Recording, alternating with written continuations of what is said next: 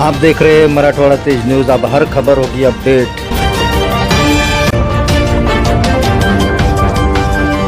आप देख रहे हैं मराठवाड़ा तेज न्यूज़। मैं हूं शेख मोहसिन।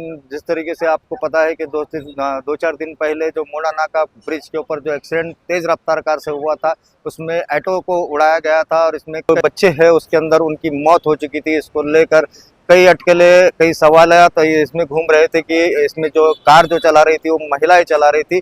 इसको लेकर कई सारे खुलासे भी बाकी थे। परिजनों ने भी पुलिस पर आरोप लगाया था, लेकिन इसमें अभी एक नया मोड़ सामने आया है कि पुलिस इसके ऊपर जांच कर रही थी, जिसके लिए अभी ऑफिशियल जो फाइट थी हमारे सामने नहीं आई थी।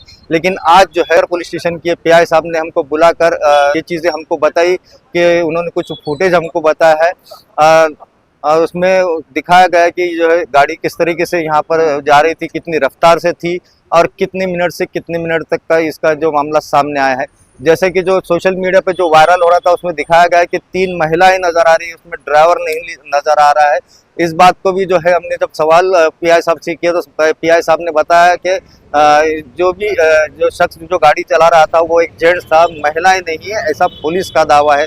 लेकिन अभी इस पे एक आगे सोशल मीडिया पे जिस तरीके से बताया गया था उस पर अभी भी थोड़ा सा मुझे लगता है कि कुछ इसमें और भी जांच की ज़रूरत है।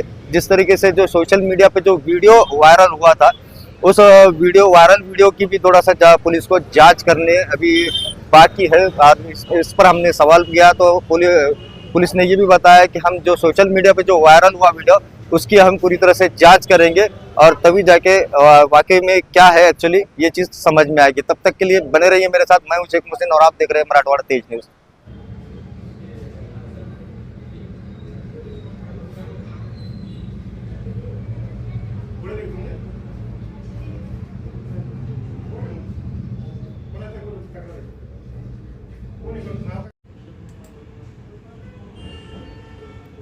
ही रिक्षा जाते, हीच रिक्षा आहे ती, आणि त्यानंतर लगेच येणारी जी गाडी आहे Kia Seltos,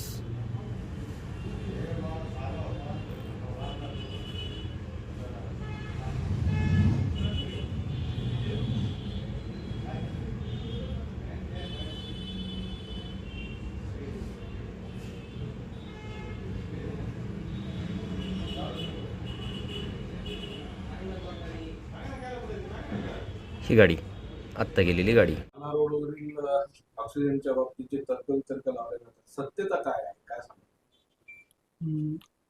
police station Jawahar Nagar, Chhatrapati Sambhajinagar police स्टेशनच्या हद्दीत 20 तारखेला रात्री 12 वाजण्याच्या सुमारास एका ॲटोमध्ये पॅसेंजर घेऊन ॲटो जालना रोडनं क्रांती चौककडे जात असताना मोंडा नाका ब्रिजच्या वरती ॲटो असताना एका किया शेल्टॉस या गाडीने जोरदार पाठीमागून त्याला धडक दिली.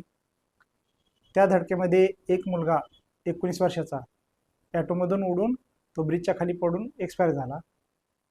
त्या अपघातामध्ये एक 5 वर्षाची मुलगी सुद्धा एक्सपायर झालेली आहे. अपघातामधील जे नातेवाईक होते ते रिक्षामध्ये बसलेले त्यांना तात्काळ ॲम्ब्युलन्सने आणि इतर वाहनाने एमजीएम हॉस्पिटल येथे दाखल केले. एमजीएम हॉस्पिटलमध्ये दाखल केले असताना त्यापैकी एक महिला आहे, ती 7-8 महिन्याची प्रेग्नंट होती. तिचे बाळाचे मिसकॅरेज झालेले आहे. इतर लोकांवर सुद्धा एमजीएम हॉस्पिटलला उपचार सुरू आहेत.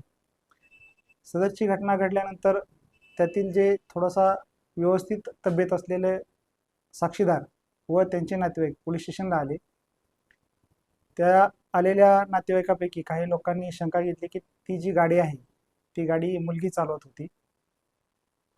नातेवाईकाच्या विनंतीनुसार त्यांच्या एक सांगितल्यानंतर आम्ही जवळजवळ त्यांचे तक्रारदार आणि इतर नातेवाईक 25 ते 30 लोकांनी त्यांच्या समक्ष आम्ही जे आमचे जे CCTV कॅमेरे आहेत ते चेक केले असता त्यांची खात्री झाली की तो जी गाडी आहे ती गाडी आहे तो एक पोलीस इसम चालवत आहे, जेंट्स चालवत आहे, लेडीज चालवत नाही. त्यांनी ती खात्री केल्यानंतर त्यांनी त्या इसमाविरुद्ध तक्रार दिली. तक्रार दिल्यानंतर त्यांचं पुन्हा अजून एक ॲलिगेशन होतं की तो इसम दारू पिलेला आहे. म्हणून आम्ही लगेच तात्काळ ते इसमाला ताब्यात घेऊन त्याचे वैद्यकीय तपासणी केली. त्यावेळेस तो दारू पिलेला नसल्याचे आम्हाला डॉक्टरांच्या अहवालावरून समजले. सदरच्या सर्व गोष्टीची खात्री केल्यानंतर तक्रारदार व त्यांच्या नातेवाईकांनी नावानिशी त्या गाडी चालकाविरुद्ध तक्रार दिली. गाडी चालकाचं नाव हे कश्यप विनोद पटेल आहे. वय 33 वर्ष आहे. राहणार कुशलनगर, मोंडा नाका जवळ छत्रपती संभाजीनगर आहे. त्यास अटक करून माननीय न्यायालयात हजर केले व आजपर्यंत त्याची पोलीस कस्टडी रिमांड मंजूर करण्यात आलेली आहे. सर, पण जो व्हिडिओ समाज माध्यमात त्यामध्ये असा ड्रायव्हर चालवत होता, तो एडिट झालेला व्हिडिओ आहे. याबाबत आपण काही शहानिशा केली का? आम्ही आरोपीला ताब्यात घेतल्यानंतर त्याच्याकडे विचारपूस केला असता त्यांनी सांगितलं की त्याच्या गाडीमध्ये 3 मुली होत्या. त्यापैकी 2 मुली ह्या त्याच्या भावाच्या मुली होत्या आणि एक तिची मैत्रीण होती. त्या 3 मुलीपैकी 2 मुली 17 वर्षाच्या आणि एक मुलगी ही 13 वर्षाची होती. 20 तारखेला जी मोठी मुलगी होती, रिव्हर्स डेल हायस्कूल सातारा परिसर येथे त्यांच्या शाळेचं ॲन्युअल फंक्शन होतं. ते फंक्शन केल्यानंतर पूर्ण झाल्यानंतर ते सगळेजण लॉंग ड्राईव्हला गेले आणि झाटाफाटा केम्ब्रिज नाका या मार्गे ते पुन्हा परत घरी चालले होते. आणि जी मुलगी होती त्यातली एक, जे आरोपी आहे, आरोपीच्या ज्या भावाची मुली होती त्याची एक मैत्रीण होती. ती 17 वर्षाची राहायला ती क्रांती चौक पोलीस स्टेशनच्या हद्दीत होती.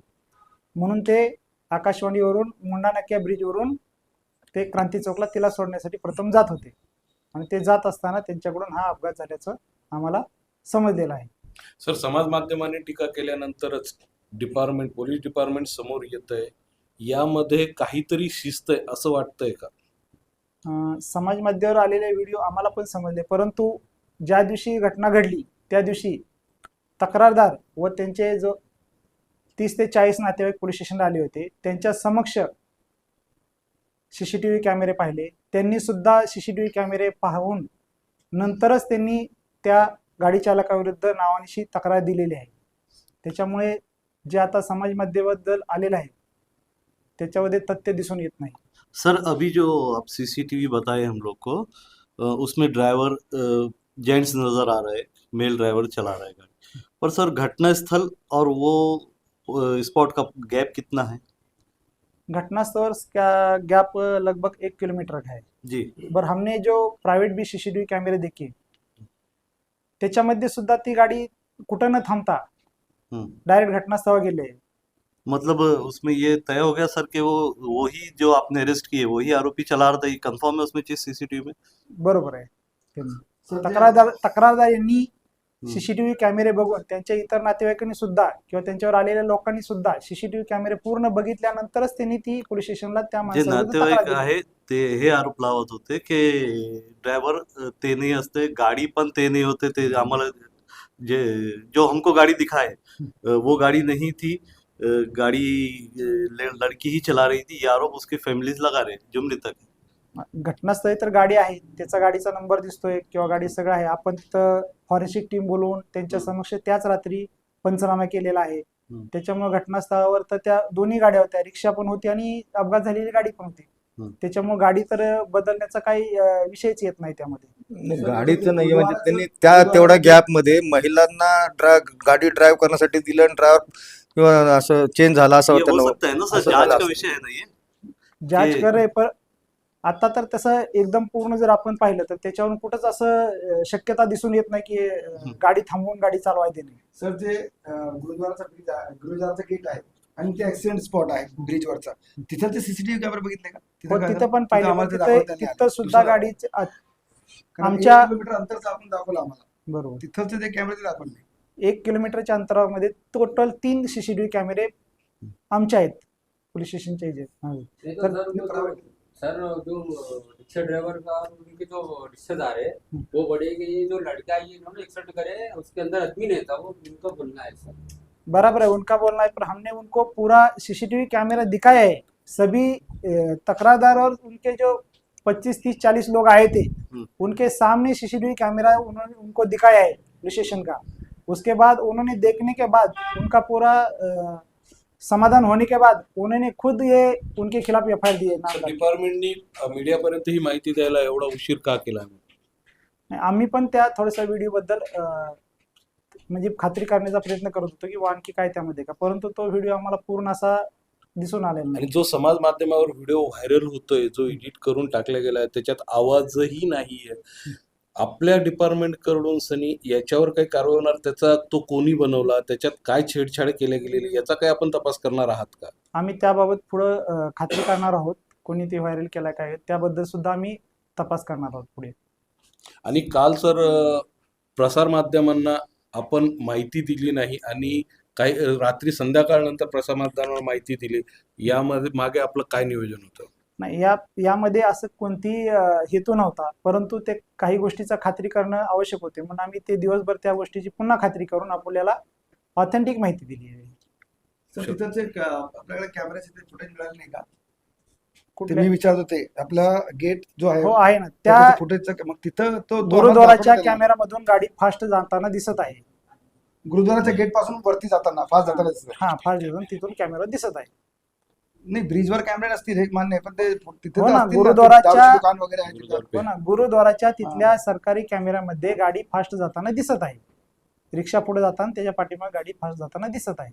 तिथं हात चालवतो, ड्रायव्हर चालवतो दिसत आहे. नाही, गाडीत कोण बसलं होतं हे दिसत नाही, कारण ते गाडी दिसत नाही. फास्ट आहे. म्हणजे त्याच्यामुळे- कुठेतरी शंका धरायला वाव आहे असं म्हणता येईल आपल्याला. नाही, कसली शंका धरायला वाव नाही.